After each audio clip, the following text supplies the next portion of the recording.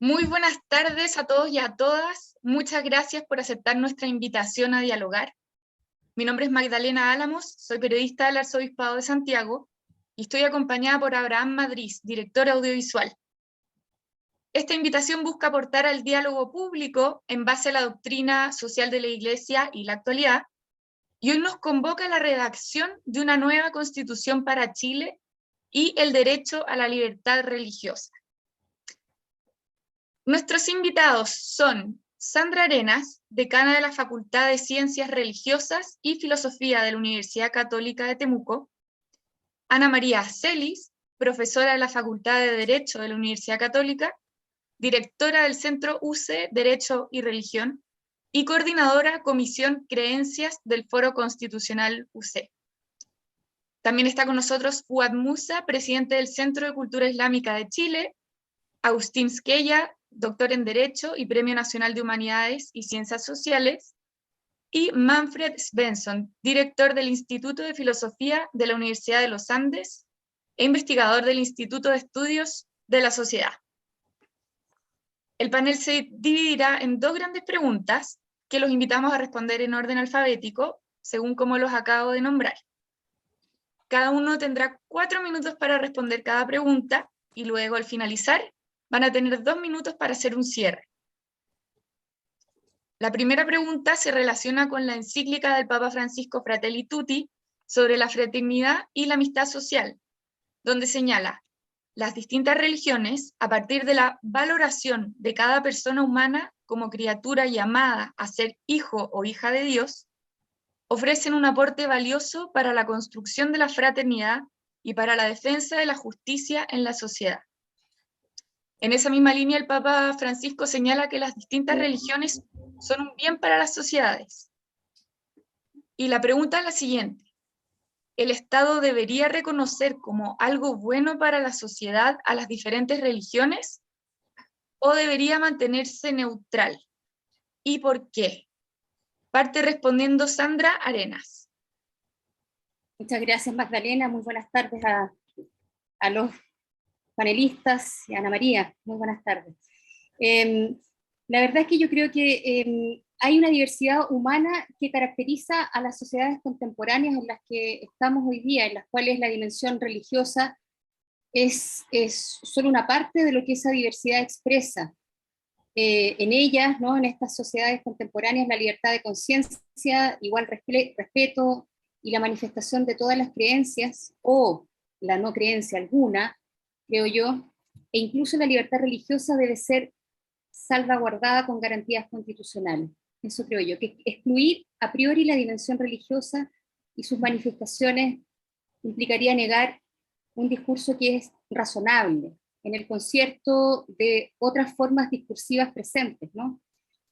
Y en la comunidad política de Chile conviven una pluralidad de culturas y también de expresiones de la dimensión religiosa que es tan constitutiva del ser humano, ¿no? Dentro de la lógica de la inclusión a la que debemos aspirar y que estamos de alguna forma, yo creo también incluso en grado de demandar a la actual Convención Constitucional, está la lógica de la inclusión, digo. Pienso que es necesario problematizar la relación entre esta neutralidad estatal y el pluralismo religioso en un Estado secular, desde el principio de la inclusión de sujetos.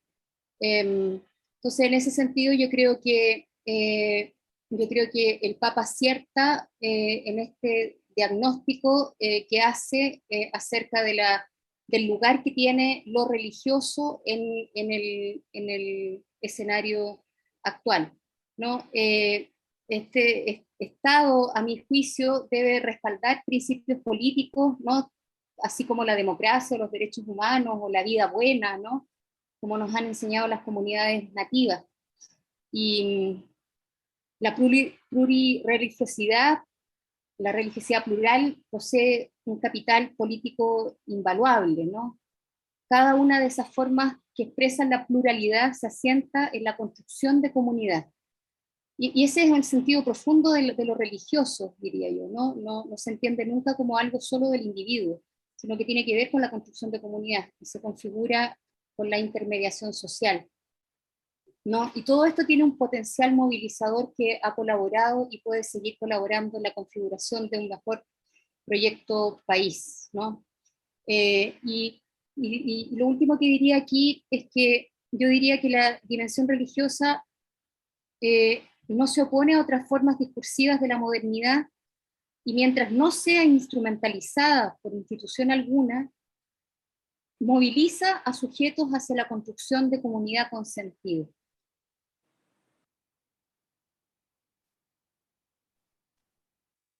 Perfecto, muchas gracias, Sandra.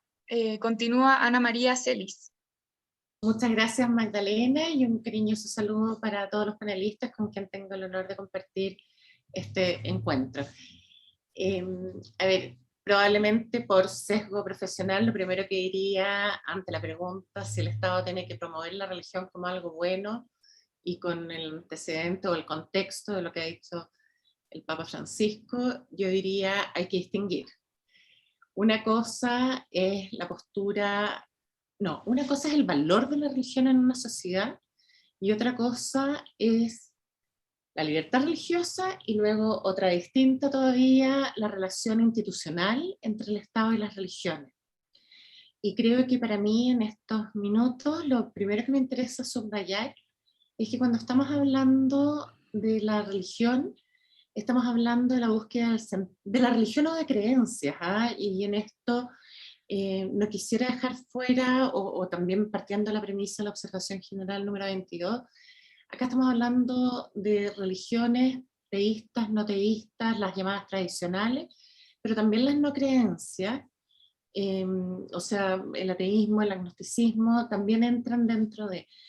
Y creo que lo primero que hay que subrayar es el sentido justamente de que contribuyen a plantearse el sentido de la vida, a comprender la tarea del hombre y de su finalidad, del mundo que le rodea, de su entorno, y por lo tanto, al final, cuando se habla de religión, se está hablando, o de creencia, los uso indistintamente, se está hablando de la dimensión espiritual de la persona en la sociedad, y eso no puede ser sino bueno.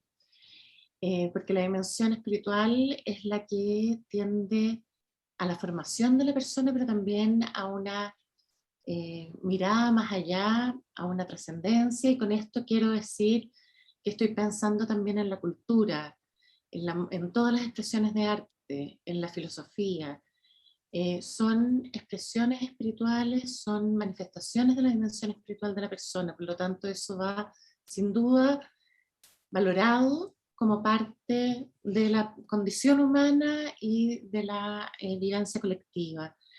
Lo segundo es que la libertad religiosa no puede no ir dentro de una constitución, no solo porque Chile tiene cerca de 50 tratados internacionales y que son límite material para la nueva constitución, sino porque es una de las primeras libertades y va junto con la libertad de conciencia y esta manifestación también de la religión y de las creencias, y creo que eso hay que respetarlo.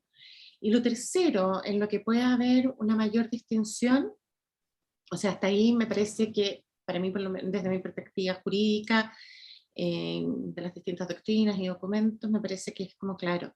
En lo tercero, que puede haber una mayor problematización, diría que es en la relación institucional del Estado con las religiones o con las organizaciones religiosas. Y ahí sí que, y creo que es súper importante tener en cuenta de que esto va entrelazado con la libertad religiosa, y que entonces puede haber un Estado teocrático que no respete la libertad religiosa, y un Estado que es profundamente hostil a la religión que tampoco la respeta.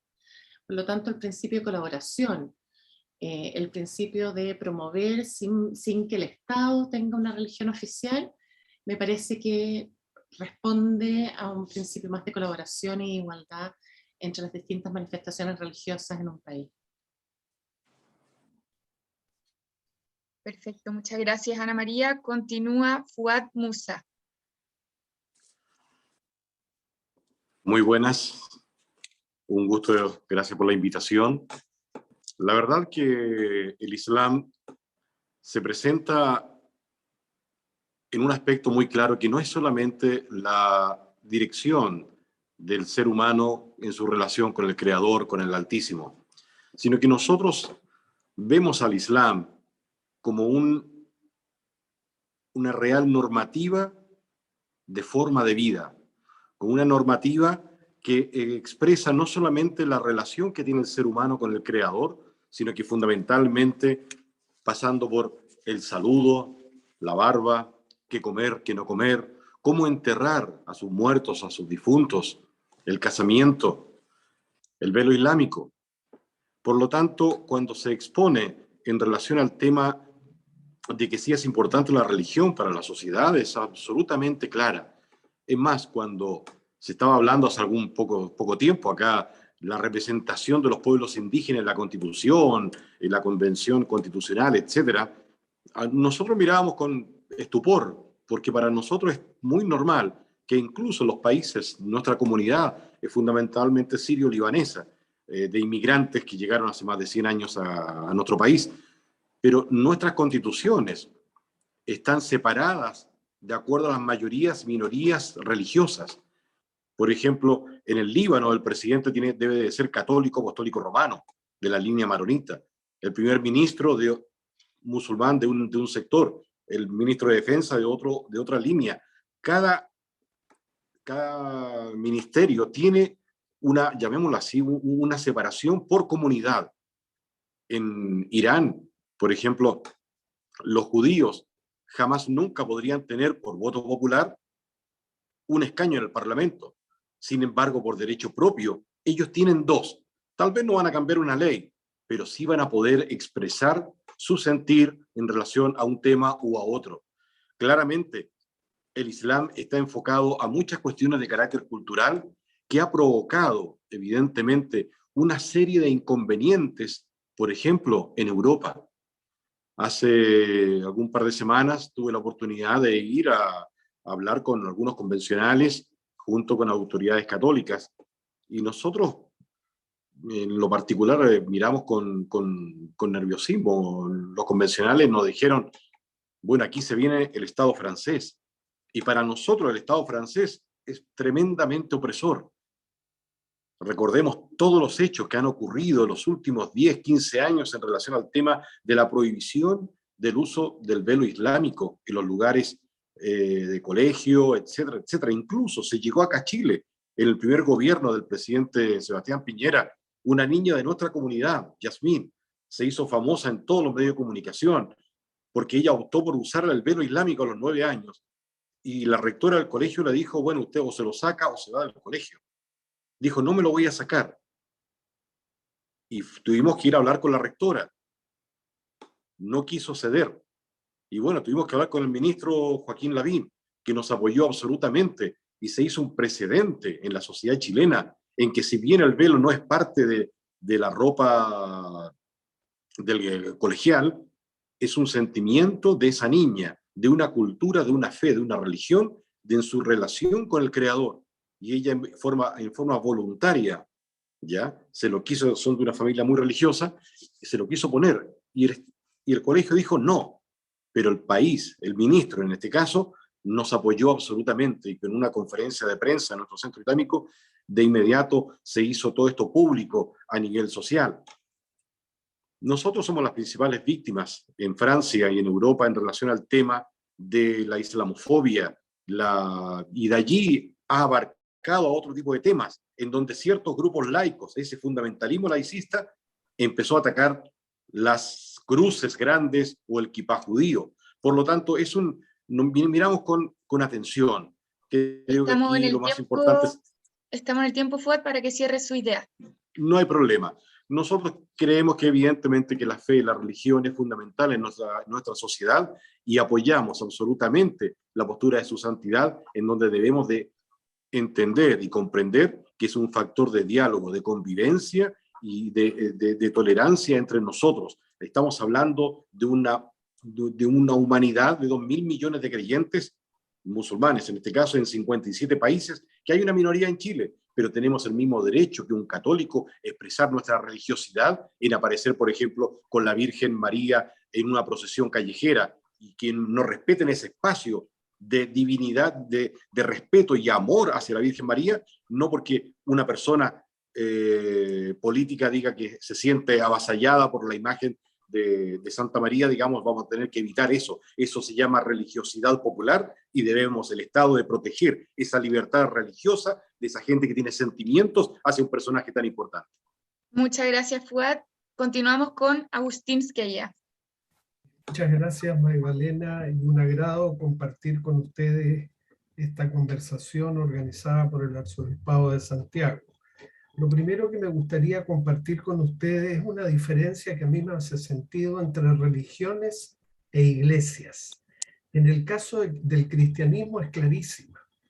No existe en rigor la religión católica. Lo que existe es la religión cristiana y multitud de iglesias cristianas. Por cierto, la católica es la más importante. Entonces, yo creo que esa distinción es esclarecedora para comprender el fenómeno religioso. Una cosa son las religiones, es decir, el arte, y otra cosa son los museos, las iglesias. Esa comparación, perdonen, no es mía, es del filósofo italiano Gianni Vattimo. Las religiones son a las iglesias como el arte a los museos. Si yo pusiera un ejemplo más trivial, diría que las religiones son el fútbol y las iglesias, tantas iglesias, no una, son los clubes de fútbol. Segundo, y dentro de las iglesias, en el caso de la Iglesia Católica, hago un alcance, ¿no? Cantidad de congregaciones, devociones, una especie de espiral hacia abajo, ¿no? La religión ancha, la iglesia menos ancha, y dentro de esa iglesia menos ancha, devociones, congregaciones, no sé si estoy usando las palabras exactas, una cosa que a mí me cuesta un poco entender. Segundo, en una columna que Manfred tuvo la gentileza de comentar en el Mercurio, yo distinguí también entre estado confesional, religioso, laico y antirreligioso. Para mí el estado confesional es el que tiene una religión oficial, descartado, ¿cierto? Segundo, el estado religioso es el que no tiene religión oficial, pero considera que todas las religiones e iglesias, porque lo que vemos en realidad en el caso del cristianismo son más bien las instituciones, las iglesias que la religión, las ayuda a todas, porque ve en ellas un bien. El Estado laico, sin embargo, sería aquel que sin tener religión oficial no se pronuncia sobre el bien y mal de las religiones, porque la verdad, seamos francos, históricamente las religiones e iglesias han hecho tanto bien como mal. En consecuencia, el Estado, sabiendo lo que ha pasado históricamente, dice, mire, yo soy neutral. Yo no veo a las religiones e iglesias como un bien, tampoco como un mal, sí, pero sí respeto absolutamente la libertad religiosa. Y por último, el Estado antirreligioso o laicista, ¿no? También indeseable, que es el que persigue a todas las religiones por considerar que son un mal. Entonces, en el futuro Chile va a estar entre el Estado religioso, que ha sido siempre sin religión oficial, pero ayudando a todas las religiones, y el Estado laico, es decir, el Estado que no ayuda a las religiones ni a las iglesias, simplemente las deja entregadas al manejo de sus fieles. Bueno, yo pienso que en la nueva Constitución Chile va a ser declarado un Estado laico, no es que lo desee, es que lo veo venir, pero lo cual creo en la práctica no va a ser incompatible con comportamientos que pudieran hacer parecer a Chile como un Estado religioso.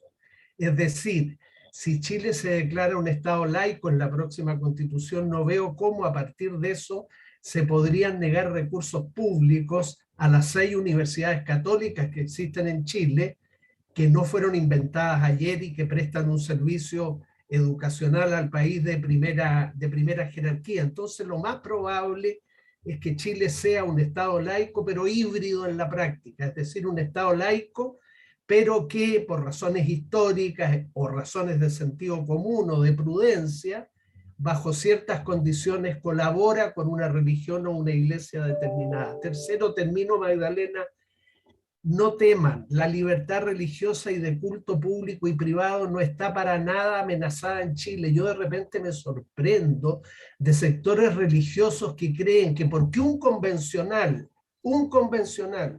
chileno de los 18 millones de chilenos habla en contra de la libertad religiosa, se produce un pánico, cuando en verdad yo no he escuchado en el círculo mío ni en ningún otro que alguien vaya a negar la libertad religiosa.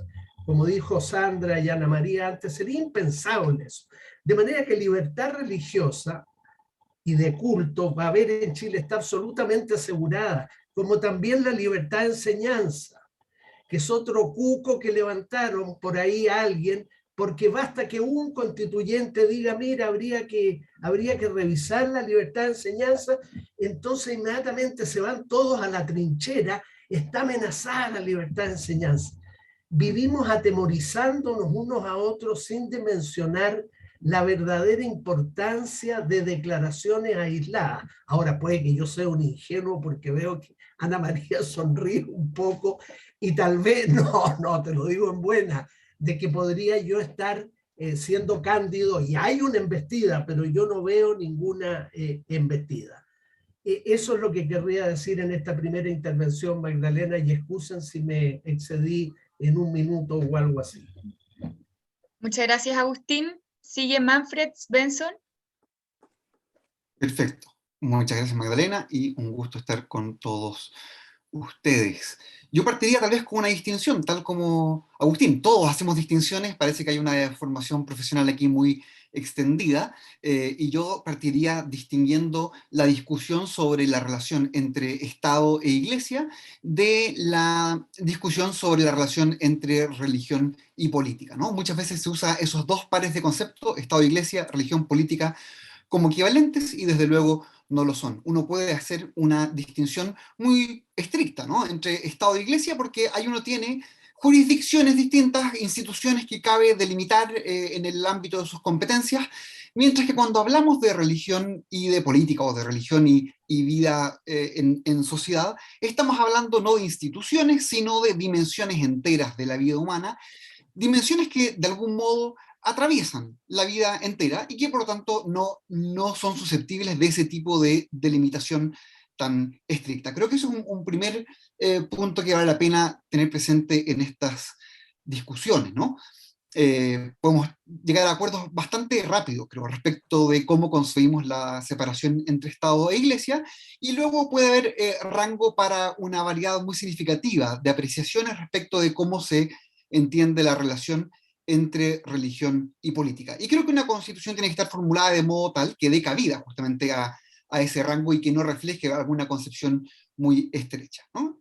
Lo segundo que diría que se sigue de eso, o que entronca con eso, es que en Chile yo creo que no tenemos un problema o no un problema significativo, al menos de animadversión o de hostilidad respecto de la religión. Como decía Agustín, puede haber una voz por aquí por allá, pero no es una fuerza social significativa. Yo sí diría, en cambio, que hay una incomprensión bastante extendida en algunos círculos. Bueno, precisar cuáles sean esos círculos puede ser difícil, y no lo intentaré aquí, pero creo que incomprensión, eso sí es un fenómeno extendido, ¿no? Uno puede recordar, por ejemplo, cuando Sergio Mico asumió la dirección del Instituto Nacional de Derechos Humanos y se armó toda una discusión sobre si acaso un católico podía dirigir una institución de ese tipo, por ejemplo. Eso me parece que refleja que hay una incomprensión importante, y uno podría nombrar múltiples ejemplos de eso. Una cosa que contribuye a esa incomprensión o a esa dificultad para tomar en serio el fenómeno religioso es la tendencia a mirar las cosas dentro del marco de una filosofía de la historia, ¿no? Imaginar que la humanidad va progresando hacia mayor secularización y que por tanto la religión, aunque exista aún, es un fenómeno de algún modo de un pasado o un fenómeno que pronto pertenecerá al pasado. En la medida en que predomine ese lente en las capas dirigentes, creo que el riesgo de incomprensión se acentúa. Creo que eso es muy sano, que quienes deliberan respecto a estas cosas se saquen ese lente, si es que lo tienen, ¿no? Y puedan considerar que esto es un aspecto efectivamente importante o de una masiva importancia en la vida de la población, ¿no? No es una preferencia más, ¿no?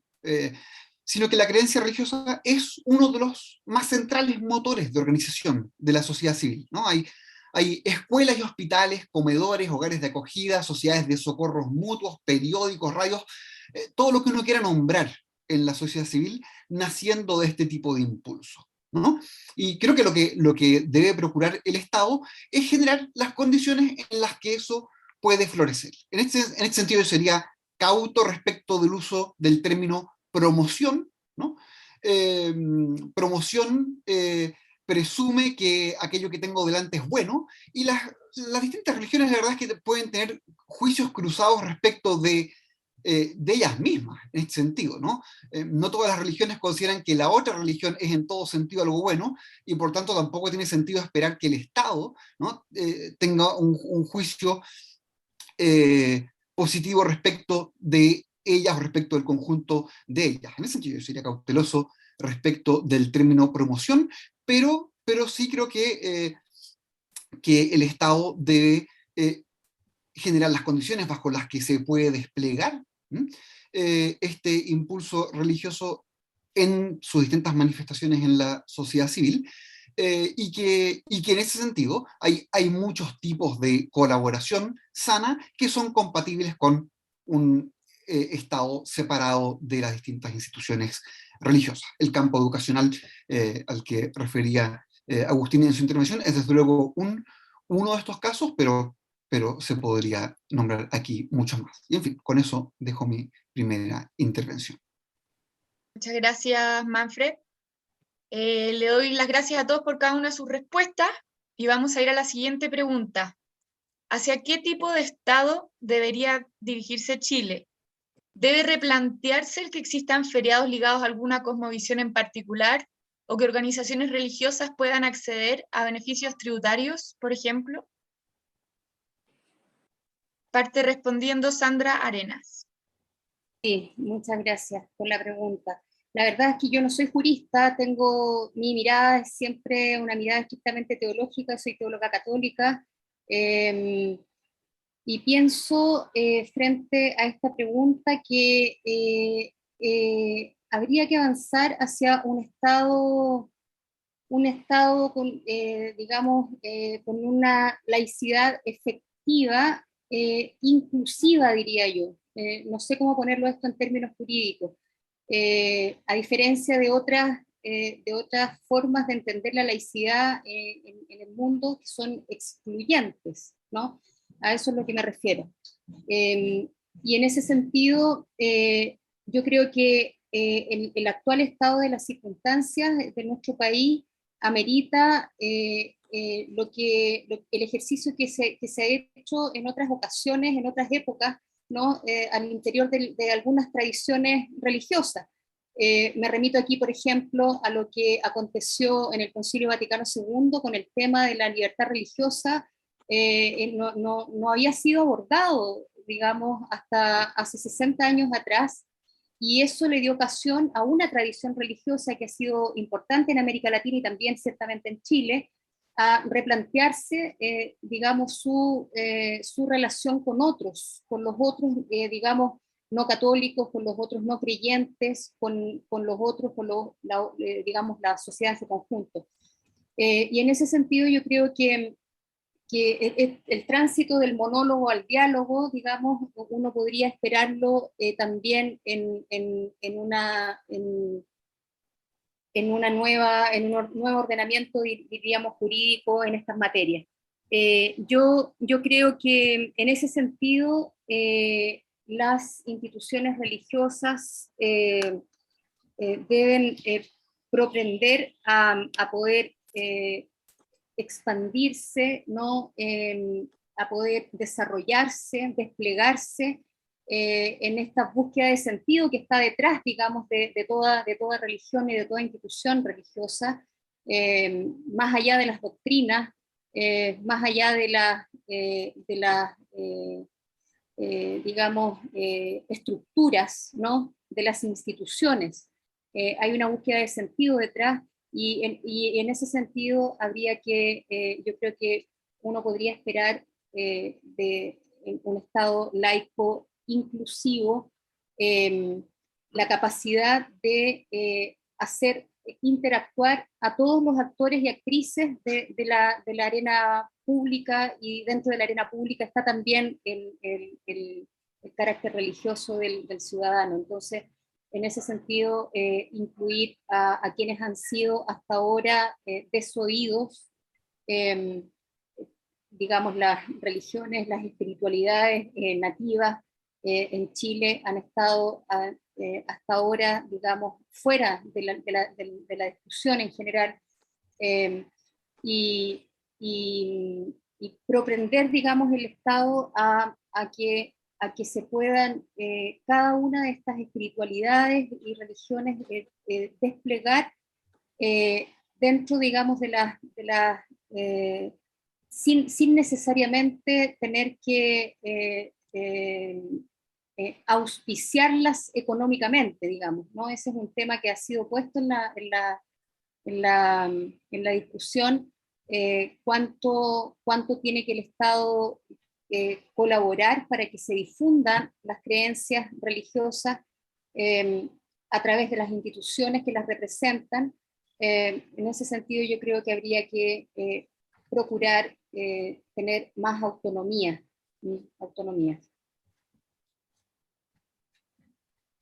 ¿Digo, Magdalena? Sí, Ana María, sigues tú. Gracias. A ver, lo primero que quería decir es que sonreía cuando hablaba don Agustín, porque me acordé de las expresiones que hubo de susto y de aprensión cuando se pensó que la libertad de enseñanza estaba amenazada. Y sí, pues pasa. Y yo creo que lo que yo rescato de eso es que es bueno que siempre se sepa que la libertad religiosa nunca va sola, va acompañada de otros derechos fundamentales que posibilitan o facilitan su ejercicio. Estoy pensando, por ejemplo, sobre todo, libertad, derecho a asociación, libertad de expresión, la misma libertad de enseñanza, o sea, es un todo. Entonces, es verdad, yo no tengo como muchas dudas de que no vaya a estar la libertad religiosa. Creo que peor que lo que hay ahora no debiera haber, porque la constitución actual nuestra es quizás la más austera de América Latina, para no irme a todo el mundo, en su concepto de libertad religiosa en el artículo 19, número 6, así que al revés, tengo esperanzas fundadas en que va a ser mejor, y probablemente en eso nos ayude la reflexión sobre las espiritualidades de los pueblos ancestrales, como un paradigma también importante a reconocer como parte de la expresión de un pueblo. Pero si el Estado tiene que tener esta perspectiva positiva, y me doy cuenta que cuántos somos, cuántos hacemos distinciones, entonces es difícil en eso como adoptar una u otra, pero yo diría acá que debido además al contexto y a la historia nuestra como país, la privatización de la religión es algo ajeno, y eso sí que lo vería como un retroceso. Creo que la religión presente en el ámbito público es parte de la cultura de nuestro pueblo. Y ahí retomo lo de religiosidad popular que presentaba también antes Fuad, porque creo que es muy importante tenerlo presente. Y cuando se habla, por ejemplo, del tipo de laicidad, yo en general evito hablar de laicismo porque nadie se autodenomina laicista, no sé si se han dado cuenta, o sea, tiene un sesgo peyorativo, entonces no se usa mucho, y ponerle tanto adjetivo creo que es más complejo. Creo que tiene que ser un rango en que necesariamente el Estado reconozca la religión en el espacio público, y guiado por dos, a lo menos, aparte de la autonomía recíproca que condiciona esto, justamente por estar separado el Estado de las iglesias, si quieren, o de las entidades religiosas, para no dejarlo en lo cristiano solamente. Creo que ahí hay unos principios fundamentales: la autonomía recíproca, la igualdad y el principio de colaboración. Y entonces el Estado no es que asigna fondos públicos para promover una religión, asigna fondos públicos porque el aporte de la religión en ciertas partes, sobre todo en estados precarios como los nuestros, que no tienen la capilla en el último rincón rural del mundo, donde ahí sí se puede asumir la enseñanza, por ejemplo, no me parece, o sea, lo haría con cualquier ONG, y acá estamos hablando de algo que tiene por lo menos la pretensión de ser más que una ONG en el sentido de responder al sentido de la vida. Otra cosa distinta es lo que pasa al interior de esa entidad en cuanto a su finalidad, en cuanto a su propiedad puede ser de la religión, pero no creo que se tenga que hablar de un financiamiento para hacer proselitismo, sino que un financiamiento porque se colabora con el Estado. Por eso es que me parece importante el ámbito público como reconocimiento de estándar de la religión que existe en nuestro país, o de las expresiones religiosas que existen en nuestro país, y luego la autonomía, la igualdad y la colaboración como aspectos fundamentales que cualquier tipo de híbrido que podamos tener, como mencionaban también algunos, sean respetados así, o sea, y sea inclusivo en ese sentido. Muchas gracias, Ana María. Perfecto en el tiempo. Seguimos con Fuad Musa. Sin lugar a dudas, Magdalena, que queremos nosotros también un Estado laico, pero que sea realmente respetuoso del fenómeno religioso, de las minorías y lógicamente del cristianismo, que es la mayoría del país y que es parte de la historia de nuestra nación, de nuestra cultura occidental, etcétera, al igual que sin dejar de lado la grecorromana y la arábigo-islámica, que son pilares de nuestra sociedad. Sin embargo, al no ser yo un jurista, creo que mi enfoque en este momento va a ser de nuestra realidad en la práctica. Nosotros no hemos visto hoy día, al día de hoy, a un Estado justo, a un gobierno que realmente respeta a las minorías. Me explico. Por ejemplo, nosotros hemos sido directamente discriminados por un Estado que dice respetar la fe, por un gobierno que dice respetar la religión, las minorías, etc. Pero en la práctica se han cometido actos de opresión y actos de ninguneo absolutamente, o tal vez hasta politizados.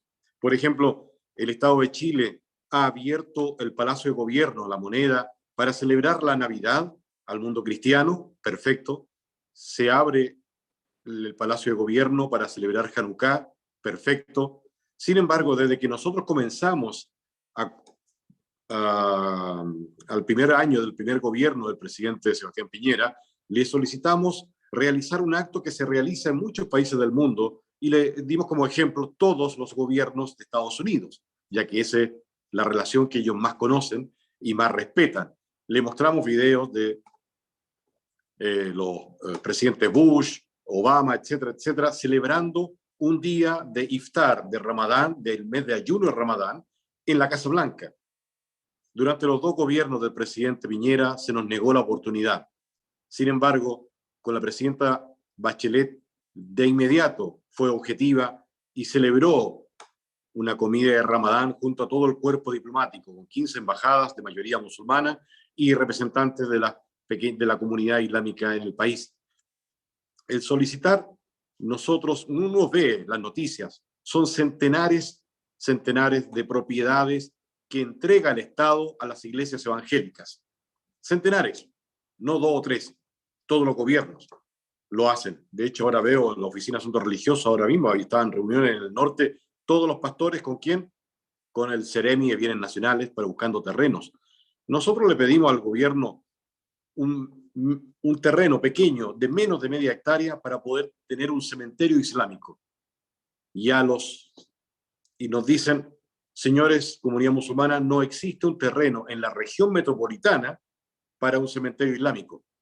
Bueno, ok, cuando nos dan esa explicación, nosotros tenemos que aceptarla. Otra cosa es cuando a los 5 o 6 meses aparece el mismo ministro, Felipe Ward, entregando un terreno para cementerio para los perros en la comuna de Maipú a la sociedad de municipalidades. Es evidente que nosotros nos sentimos afectados, discriminados y hasta humillados por un Estado que prefiere dar un cementerio a los perros, a las mascotas, y no a una pequeña comunidad en donde nosotros no tenemos un cementerio y que tenemos, cuando se nos muere un pakistaní, un libanés, un árabe, tenemos que mandarlo en avión con los costos que conlleva impresionantemente y mandar o tal vez al cementerio de Buenos Aires. Y los que no pueden económicamente lo entierran sin la normativa religiosa islámica en un cementerio normal acá en Santiago, en donde tampoco nosotros podemos enterrar el cuerpo en tierra, sino que en un cajón.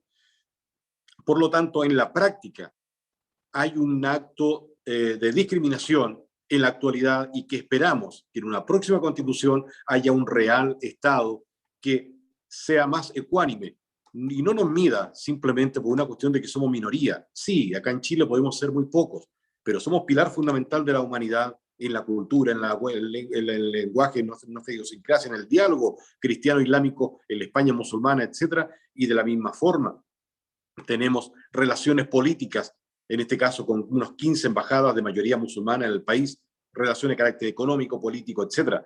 Por lo tanto, hemos sido realmente discriminados y llegando a tal punto que muchas de nuestras, de los miembros de nuestra comunidad, hemos llegado increíblemente a vivir la Inquisición al año 2021, en donde nuestros diputados, nuestros senadores, que han sido musulmanes, han tenido que negar su fe y decir, soy creyente, para que así no ser perjudicados por el mundo periodístico, el mundo político, y mucho de nuestra gente que trabajan en bancos o grandes empresas, también ocultan su fe porque hay un acto de discriminación muy fuerte, de caricaturesco hacia nuestra cultura, nuestra fe, nuestra religión, y nuestras mujeres son las que más sufren con ello.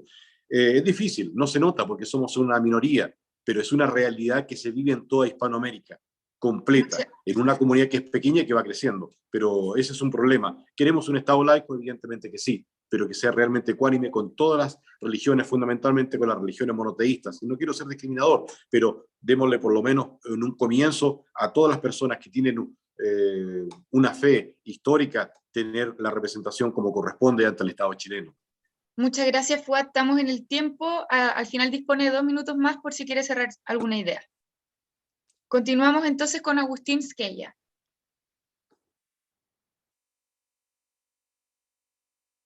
Está sin micrófono, Agustín. Voy a comentar algunos aspectos de lo que ustedes han dicho previamente, partiendo porque ciertamente en la próxima Constitución estará garantizada la libertad religiosa y el culto privado y público de la misma. Una religión es tal vez un fenómeno de raíz íntima, de aceptación íntima, pero es un fenómeno que requiere, si no sería muy injusto, una expresión pública. Fuad mismo mencionaba las procesiones en el caso de la Iglesia Católica. Bien, no te sumes a la procesión, pero acepta que las calles puedan ser utilizadas para expresar públicamente una fe. Lo segundo, distinguir es pensar, o sea, cuando distinguimos, pensamos, y Manfred apuntó muy bien a la pareja Estado e Iglesia, religión y política. Yo creo que es una buena también y esclarecedora distinción a tener en cuenta en los debates futuros sobre este tema. Claro que sí, con la prevención de que las que intervienen en política no son las religiones. Las que intervienen en política son las iglesias, las entidades, los clubes de fútbol, ¿no? En el caso de la religión cristiana, ¿qué es eso? Yo sé lo que es y me resulta muy atractiva si me remito exclusivamente a los evangelios. Mi distancia está con las instituciones, la multiplicidad de iglesias cristianas disputándose ser la verdadera. Entonces haría así, Manfred, ese alcance. Religión, no religión y política, pero las religiones como tales no actúan, pienso yo. Lo que actúan son las instituciones y lo tenemos muy claro. Se tramita una ley de aborto en 3 causales y no es la religión cristiana la que sale a disputar en el Parlamento, son los prelados, ¿no? Los arzobispos, los obispos, en fin, los pastores evangélicos. Pero es una buena distinción. Tercero, creo que Fuad tiene razón, hace un punto justo. En Chile, por razones históricas y por tratarse de la religión mayoritaria, ha habido un trato no equitativo en términos de credos religiosos. Eso tenemos que aceptarlo como un hecho. Lo podemos entender, no justificar, Sí, lo podemos entender, religión o iglesia mayoritaria, razones históricas, pero ha llegado el momento en que se declare o no Chile un Estado laico, que la nueva Constitución asegure un trato nunca más discriminatorio entre los credos religiosos. Me gustó mucho la observación, creo que fue de Ana María o de Sandra, perdón, laicidad no excluyente. Anoté esa frase subrayándola, porque es casi seguro que Chile, que siempre se ha dicho un Estado laico, no lo ha declarado nunca. Eso es típico de Chile, ¿no? Somos una cosa, pero no la declaramos porque le tenemos miedo a las palabras. En Chile se practica la eutanasia bastante, pero vaya usted a presentar un proyecto de ley de eutanasia y la palabra nos horroriza. Lo mismo pasó con el aborto, nos asustamos con las palabras. Nos asustamos con la palabra divorcio hasta el año 2003, en que recién se aprueba una ley de divorcio vincular para el matrimonio civil. Dios mío, si las iglesias pueden tener matrimonios indisolubles, que tan indisolubles no lo son, sabemos que no son tan indisolubles, pero a ver, nos consolábamos, ¿cierto?, diciendo, en Chile no hay divorcio, como si fuéramos el faro moral de Occidente, ¿no? Pero teníamos el escándalo de las nulidades de matrimonio. Entonces, esa tendencia chilena a temer a la palabra divorcio en ese caso. No hablemos de nulidad, sí es distinto jurídicamente, pero sabemos que en la práctica las nulidades eran un fraude, eran un divorcio mucho más fácil que lo que estableció la ley de divorcio del año 2003 o 2005. Perdónenme que haga este comentario, pero me gustó, laicidad no excluyente. ¿Cómo lo entiendo, Ana María? Como que si el Estado de Chile se declara laico, no le está declarando la guerra a las religiones ni a las iglesias, eso está fuera de toda duda, pero al no excluyente, tal vez con apertura, bajo ciertas condiciones, a colaborar con el mundo religioso, por decirlo así. No permanecer neutral, pero no indiferente. Neutral, pero no indiferente. Agustín, estamos en el tiempo. Ya, y termino ahora sí. Oye, les dejo plantear una pregunta, pero esto da para otro encuentro, Magdalena. La cuestión de la enseñanza religiosa. Yo, que no soy un individuo religioso, pero tengo sensibilidad religiosa, aunque ustedes no crean, tampoco soy artista y tengo sensibilidad artística, creo. Bueno, lo que me preocupa es que la enseñanza religiosa sea tan partisana, que se enseñen religiones aisladas o el dogma de una iglesia determinada. Yo sueño con un mundo en que a mis nietos, ya no a mis hijas, se les enseñe, perdón Magdalena, historia de las religiones. Primero el fenómeno religioso, ¿de qué hablamos? Que yo estoy de acuerdo con ustedes en que es un fenómeno que no podemos arrancar de la intimidad del ser humano. ¿Por qué ser tan partisano? ¿Por qué no enseñar fenómenos religiosos, historia de las religiones y dejar que los jóvenes, llegados a una cierta edad, opten por sí mismos entre abrazar la religión islámica, la hebrea, la católica o cualquier otra iglesia cristiana? ¿Por qué adoctrinamos en un credo en vez de hablar del fenómeno religioso en general, de su historia y de su importancia? Perdón, Magdalena, por mi indisciplina en el uso de la palabra. Muchas gracias, Agustín. Le damos la palabra a Manfred. Gracias. Recojo nomás el guante de la distinción que hacía o que comentaba Agustín. Yo concuerdo, por supuesto, en que las religiones en abstracto no son los agentes, ¿no?, en nuestra vida social, pero creo que tampoco corresponde decir que son principal o exclusivamente las iglesias, ¿no? En muchas de estas discusiones lo que hay es creyentes organizados en distintos tipos de asociaciones, ¿no? Y creo que eso, sea que lo estemos mirando desde fuera o desde dentro, es lo que hay que destacar. Esa es la vía natural de participación cívica de los creyentes de las religiones que fuere. Pero para atender a la pregunta que planteaba Magdalena, yo la verdad es que soy un disidente del relativo consenso que me parece haber aquí en torno a la definición del Estado como un Estado laico.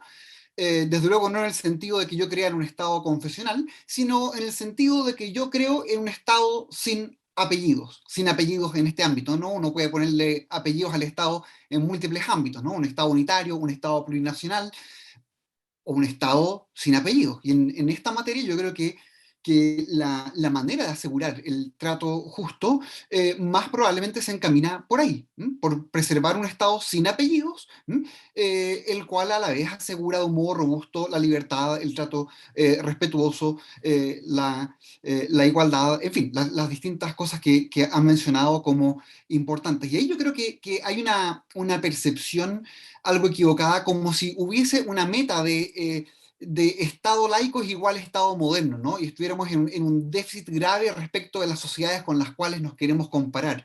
Porque luego cuando uno va a mirar las constituciones de esas sociedades, la manera en que esto se aborda es muy variada, ¿no? Fuad mencionaba un modo de abordarlo, ¿no? Que es un modo de abordarlo en sociedades que tienen una porción muy sustantiva de distintas minorías que al mismo tiempo son muy relevantes, ¿no? Con un peso social muy significativo. Bueno, eso va a requerir un modo de organizar institucionalmente esta relación.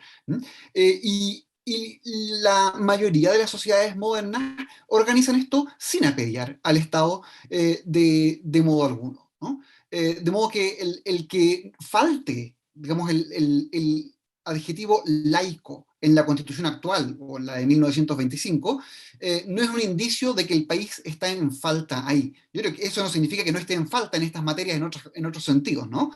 Y ahí paso más directamente a la respuesta. Esto es decir que no requerimos un cambio en términos de apellidar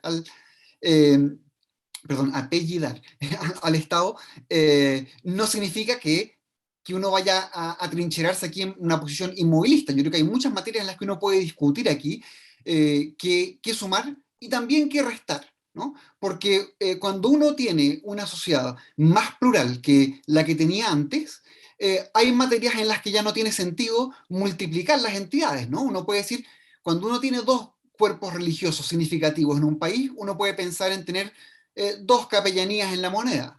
Bueno, cuando uno tiene una multitud de creencias, puede tener más sentido abolir las capellanías de la moneda, ¿no?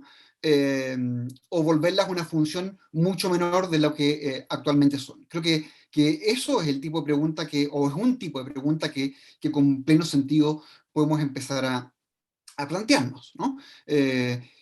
Luego, creo que cuando uno atiende a estas preguntas, tiene que cruzar dos cosas, ¿no? Tiene que cruzar, por una parte, los principios generales o abstractos, por decirlo así, los principios de justicia, de igualdad, de respeto que naturalmente invocamos. Eso tiene que cruzarlo uno con la cultura, con la historia de un país, porque inevitablemente eso marca cosas como el ritmo de vida, la estructuración de la semana en 7 días, los días de descanso, los días feriados, etcétera, ¿no? Y eso sufre cambios también, por supuesto, en la historia de un país, en la medida en que se secularice o pluralice, eso se irá modificando, pero eso no es algo que se modifique de modo tan sencillo o tan rápido, y ahí creo que hay que moverse con tacto, ¿no? Hay a veces intentos por maniobrar en este campo de un modo muy apresurado que luego cuando se aterrizan, uno se encuentra con que alteran fiestas que para comunidades de ciertas regiones, por ejemplo, son muy centrales, ¿no? Y que la gente que estaba diciendo sobre estas cosas en Santiago no tenía la menor idea al respecto.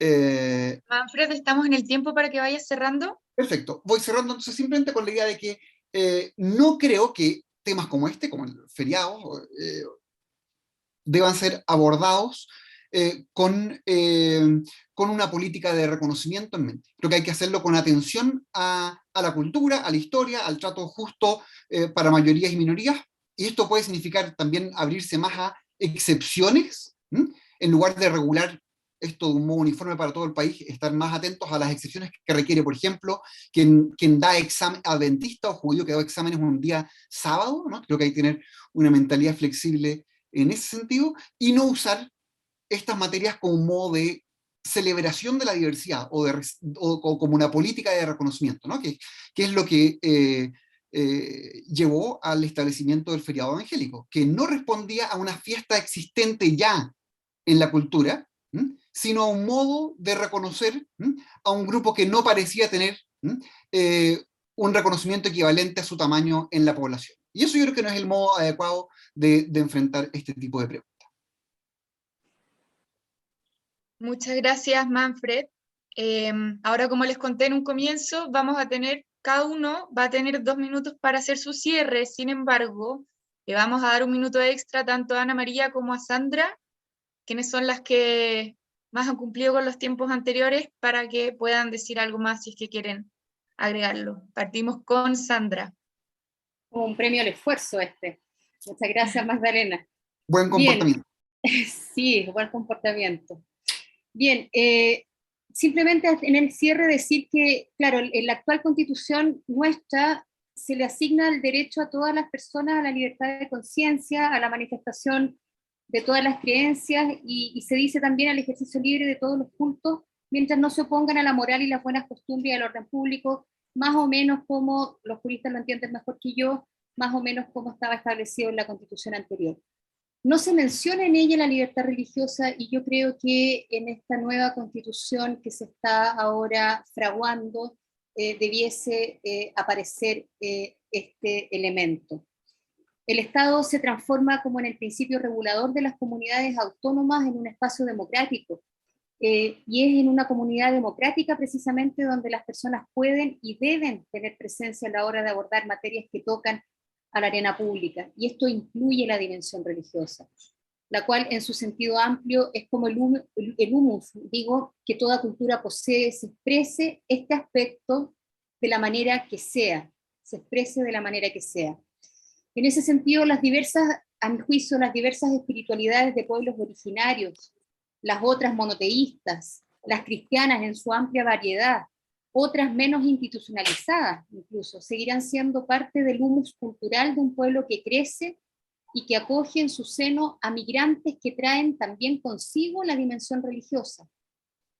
Y en el actual proceso de debate por la nueva Constitución para Chile se pueden incorporar voces que expongan con claridad, templanza y visión el aporte, creo yo, bidireccional que la dimensión religiosa tiene con las culturas, sin más pretensión que situar sobre la mesa una dimensión que acompaña la vida de buena parte de las ciudadanas y los ciudadanos de este país.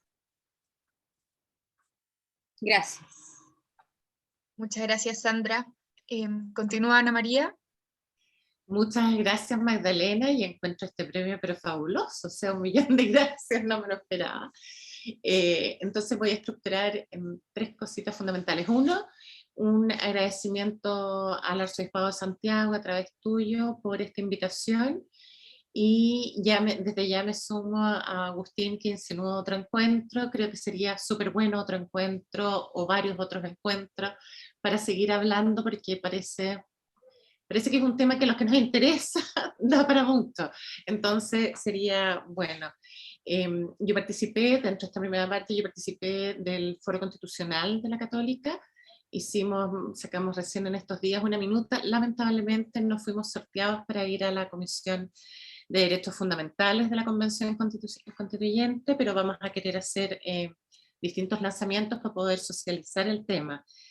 Y también en eso, y aprovechando el minuto extra, voy a ir al fondo después, les cuento que estamos en otras investigaciones también. Uno, con la Universidad de Notre Dame y otras universidades de la región, haciendo un estudio ya desde hace un año sobre educación escolar y religión, para no solo ver el tema de las clases de religión, sino también lo que es financiamiento, capacitación, o sea, selección de profesores, de alumnos, primero ver la realidad y después tratar de elaborar las bases, pero autonomía curricular, o sea, hay una serie de cosas sobre eso y es un estudio muy interesante. Y el otro que ya empezamos es sobre el aporte que mal llamamos de la religión a la sociedad.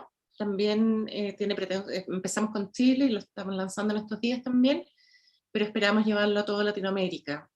Y es en el fondo justamente especificar si las organizaciones, aquellas organizaciones basadas en la fe, que corresponden a las organizaciones de la sociedad civil, bueno, en cuanto ayudan al Estado. O sea, dejémonos de percepciones y cuantifiquemos. Y eso también, o sea, por si acaso estamos trabajando en todo eso porque nos interesa pensar más en este fenómeno y no quedarnos en la exclusiva experiencia personal o de la propia comunidad, sino más global. Y en eso quisiera pasar como a lo más sustantivo de esto, que yo junto con el optimismo que veo, fundamentalmente porque encuentro muy malo el texto actual, pero con el optimismo que veo lo que va a ser justo sobre libertad religiosa en la próxima Constitución, creo que sí se corre un riesgo sobre la erosión de lo religioso en la sociedad, o sea, la denostación, no a las entidades, y por si acaso cuando se cometen delitos y se pagan exactamente igual que el resto, o sea, no estoy llamando a privilegio, pero sí una erosión del sentido de la vida o de la respuesta espiritual que también es válida dentro de la vida en sociedad. Y creo que eso, por eso me importa tanto la colaboración del Estado, porque es una forma de ir con socios, o sea, y de reconocer que se trabaja por el bien común, y creo que es súper importante esa parte. Y lo final, digamos, es en relación a que más allá de la denominación de laico o no laico, porque también, o sea, por ejemplo, hay 2/3 de las constituciones del mundo que nombran a Dios en el preámbulo. Nuestra constitución nunca lo nombró en el preámbulo y el presidente Lagos en la nueva promulgación en el 2005 sacó promulgar a la constitución en nombre de Dios. Y seguimos siendo un país republicano, digamos, o sea, y Brasil no tiene la palabra laico en su constitución y lo vemos como ejemplo de convivencia y pluralismo. Yo creo que ahí es donde para mí son importantes estos principios, o sea, en una situación de pluralismo democrático, tener este reconocimiento de lo religioso en el ámbito público, el reconocimiento de la autonomía recíproca, de la igualdad y de la colaboración me parecen fundamentales, más allá del nombre específico al tipo de relaciones institucionales, o si no se denomina como relaciones institucionales. Eso, y quedo a la espera del próximo encuentro, yo por lo menos me entretengo con estas cosas, así que muchas gracias de nuevo, Magdalena, y a todos ustedes, ha sido un gusto participar. Gracias, Ana María. Seguimos con Fuad Musa. La verdad que quiero tomar un punto que habló don Agustín. Creo que enseñar la fe y la religión en nuestros colegios en forma tan clara y directa para que los niños el día de mañana elijan su religión libremente, nosotros nos oponemos. El privilegio educacional del niño es evidentemente el hogar, y si la familia es católica romana, por decir algo, tendrán todo el derecho del mundo para poder enseñar sus principios, su historia, sus valores y ponerlo en el colegio que ellos consideren para que siga esos valores, esos principios. Creo que eso es muy importante. De eso de enseñar para que nos vamos a convertir en un supermercado de religión, y creo que tampoco nos vamos a ir al extremo, digamos, tomando ese camino que puede ser simpático. Sin embargo, en nuestra realidad, yo les informo, o sea, nosotros como comunidad musulmana, todos los años hacemos charlas de Islam a niños de tercero o cuarto medio, e incluso los colegios más tradicionales católicos de Santiago. Y no precisamente son clases de carácter doctrinal, de dogma, sino que son enfocadas bajo el contexto de diálogo interreligioso. Y es por allí lo que el colegio puede enseñar cuando ya están lolitos, grandes, 15, 16, 17 años, pero no niños, ¿vale? Cuando estén en tercero o cuarto medio, por decir algo, que tengan criterio para poder rebelarse, enojarse, ponerse contento o satisfecho con un concepto histórico o teológico. Realmente creo que el enfoque va por allá. Yo me eduqué en un colegio católico, apostólico romano, y estoy muy feliz. Conozco todo lo que es el catolicismo. Sin embargo, mis hijos, entre comillas, cometí el error de ponerlo en un colegio no religioso, y mis hijos cuando entran, ya ellos están estudiando en la universidad, 2 de ellos, los otros están terminando tercero medio, pasó tercero medio, y ellos cuando van a una misa por el matrimonio de alguien, etcétera, la verdad que no saben qué hacer, no saben entrar a una iglesia, no tienen conocimiento. Y yo me siento bastante mal, porque yo sé todos los movimientos y las cosas que se dicen en la iglesia, y soy musulmán, y eso me hace con un criterio más amplio. Evidentemente, creo que la enseñanza religiosa, fundamentalmente las religiones monoteístas, a los niños de cuarto medio, no menores, creo que es un mundo cultural. ¿Y por qué razón lo hace el Colegio Cumbres, el Nido de Águilas, el Grange, y vamos a hacer esas charlas? Porque ellos están estudiando, están enseñando a niños líderes, a niños que van a dirigir el país, que van a dirigir el mundo, y le hacen un concepto de abertura mental para poder conocer el otro mundo, las otras culturas. ¿Por qué eso no ocurre en los colegios más humildes, más sencillos? Es impresionante que hay una tendencia, esto no es un trabajo de estadística, pero es la realidad que a nosotros no nos toca nos toca vivir. Realmente el diálogo, el conocimiento cultural hoy día en un mundo cada vez más pequeño, hoy día en un mundo en donde los medios de comunicación nos abren, en donde existe tanto matrimonio multicultural. Hoy día la mujer chilena viaja y se traen maridos, no solamente van a Marruecos y miran, o sea, la gran comunidad árabe en Chile es sirio-palestino-libanesa que llegaron arrancando de lo que fue el califato otomano en 100 años atrás, pero hoy día las fronteras están mucho más abiertas y creo que realmente tenemos que conocer al otro en la verdad, en la academia, pero no tan pequeños. Hagámoslo en cuarto medio, pero no con dogmas, sino que básicamente enfocando un camino de diálogo interreligioso, de diálogo cultural, y eso nos va a hacer muy bien para los futuros líderes del día de mañana y ciudadanos. Muchas gracias, Fuad. Estamos en el tiempo, así que vamos a continuar con Agustín Skey. Mira, junto con agradecer la invitación esta y cualquier otra en el futuro, porque este es un tema relevante para todos y yo me incluyo entre esos todos ciertamente. Me atrevo a hacer un pronóstico. La nueva constitución no va a eludir ciertas palabras, creo yo. Va a decir que Chile es un Estado social. Yo creo que va a decir, por supuesto, que es un Estado democrático. Va a decir que es un Estado plurinacional. Y va a decir, probablemente, que es un Estado laico. Lo importante no es tanto esas palabras, porque ninguna de ellas deberían, creo yo, intimidarnos, sino los efectos que posteriormente la propia Constitución, en otros capítulos posteriores al primero en que se diga esto, y la posterior legislación, las leyes del futuro y los fallos de los tribunales dispongan. Esas palabras son los titulares, pero necesitan bajadas y texto después de las bajadas. Eso va a quedar un poco como un signo de interrogación, pero yo creo que es sano todo eso. Que se diga que es un Estado social, que es democrático, que es plurinacional y que es laico. Derivemos de ese reconocimiento las mejores consecuencias, con prudencia, por supuesto sin ningún dogmatismo. Entonces, decimos plurinacional, ¿y en qué se va a traducir eso? Esa es la segunda pregunta.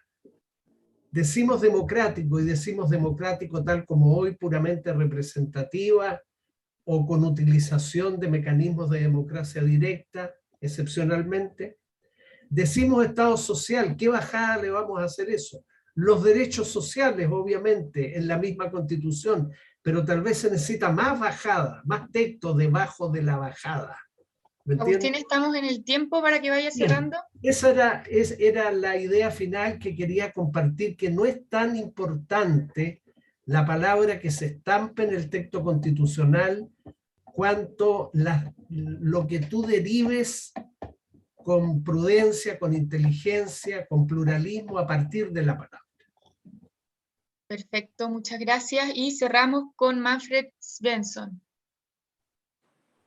Bien, yo quisiera terminar volviendo sobre algo que se ha mencionado un par de veces, que es la presencia de la preocupación por la religiosidad mapuche hoy, pero quiero tocarlo desde la siguiente perspectiva. Primero, esto también nos puede enseñar algo respecto del resto de la religión, ¿no? Yo pienso cuando se le permitió a Celestino Córdoba salir a su Surrehue, ¿cuál era el argumento? Bueno, que aquí él no podía hacer sus ritos en prisión, que no se trataba de una ceremonia cualquiera, que había un vínculo fundamental entre el Machi y su Surrehue.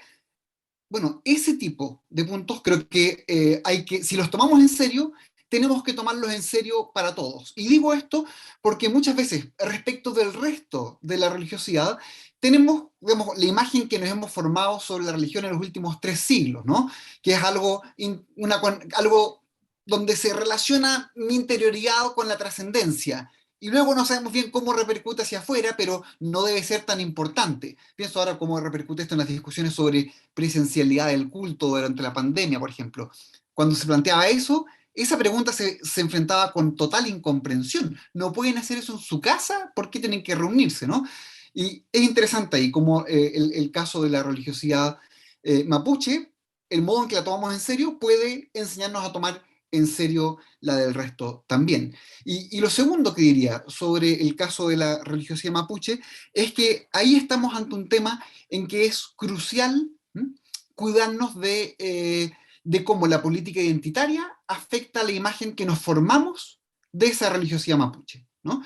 Porque, claro, el riesgo de la política identitaria es que nos formemos una imagen muy monolítica de cuál sea esa religiosidad. Y nos formemos la expectativa de que la cosmovisión mapuche es parte esencial de la vida mapuche para cada uno de los mapuches, y se nos escapa de la mirada algo muy sencillo, ¿no? Y es el hecho de que no hay lugar en el país en el que el cristianismo sea tan fuerte como entre el pueblo mapuche.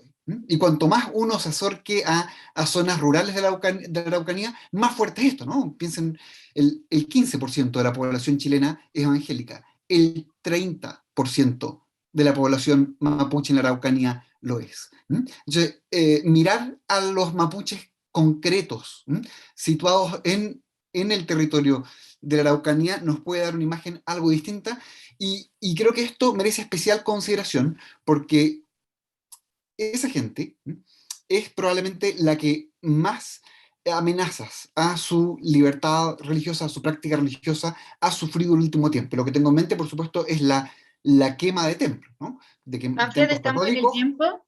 De templos católicos y templos evangélicos. ¿Por qué eso no está presente en nuestras discusiones justo en un periodo de nuestra historia en que lo mapuche está tan en el centro? Bueno, probablemente porque la política identitaria ha impedido que veamos algunos aspectos de la religión mapuche hoy. Muchas gracias a cada uno por su tiempo, por haber dedicado toda esta hora a conversar con nosotros en este diálogo interreligioso. Le damos las gracias también a todas las personas que están viendo este panel y los invitamos también a seguir conversando con nosotros, tal como proponía Agustín Esquella. Vamos a seguir generando estos conversatorios en el marco de la doctrina social de la Iglesia y de conversar del Chile de hoy. Así que le damos las gracias a cada uno de ustedes. Nos vemos en una próxima oportunidad y que tengan una muy buena tarde. Muchas gracias, que estén muy bien. Muchas gracias, Magdalena, y a todos. Un Gracias, gusto, buenas encantado. tardes. Muchas gracias por todo. Felicidades.